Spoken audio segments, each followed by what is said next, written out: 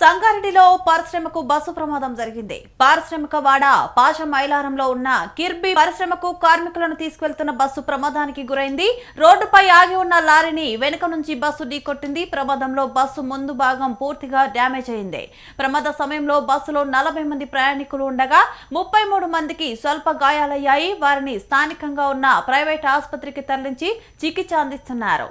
ప్రమాదంలో గాయపడిన కార్మికులను స్థానిక ఎమ్మెల్యే గూడెం మహిపాల్ రెడ్డి, సిఐటియు రాష్ట్ర నాయకులు చుక్క రాములు ఆసుపత్రికి చేరుకుని కార్మికులను పరామర్శించారు.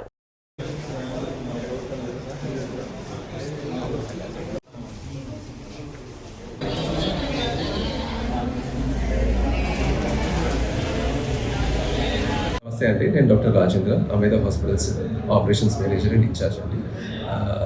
ఈరోజు ఎర్లీ మార్నింగ్ అరౌండ్ 5:40 AM ఇక్కడ కర్దనూరు దగ్గర కింది వాళ్ళకి బస్ యాక్సిడెంట్ జరిగినట్టు ఇన్ఫర్మేషన్ ఇచ్చారు. మేము వెంటనే స్పందించి ఇక్కడ స్టాఫ్ని, ఈఆర్ని, క్రిటికల్ కేర్ డాక్టర్స్ని అందరినీ అలర్ట్ చేయడం జరిగింది. అరౌండ్ 25 నుంచి 30 మెంబర్స్ దాకా పేషెంట్స్ వచ్చారు.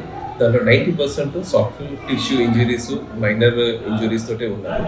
వాళ్ళకి కావాల్సిన ఇన్వెస్టిగేషన్స్, ఫస్ట్ ఎయిడ్ మెనూవర్స్ అన్ని చేసి చూడడం జరిగింది. ఒక 10% పేషెంట్స్ మాత్రమే కొంచెం మోడరేట్ రిస్క్లో ఉంటే వాళ్ళకి సిటీస్ కానీ, చెస్ట్ ఎక్స్రేస్ కానీ, హెచ్ఆర్సిటీస్ చేసుకొని ఐసీయూ అడ్మిషన్ చేసి ట్రీట్మెంట్ అందించడం జరుగుతుంది. ఒక 24 hours అబ్జర్వేషన్లో పెట్టుకొని వాళ్ళని కూడా డిశ్చార్జ్ చేసే ఆలోచనలో ఉన్నాం.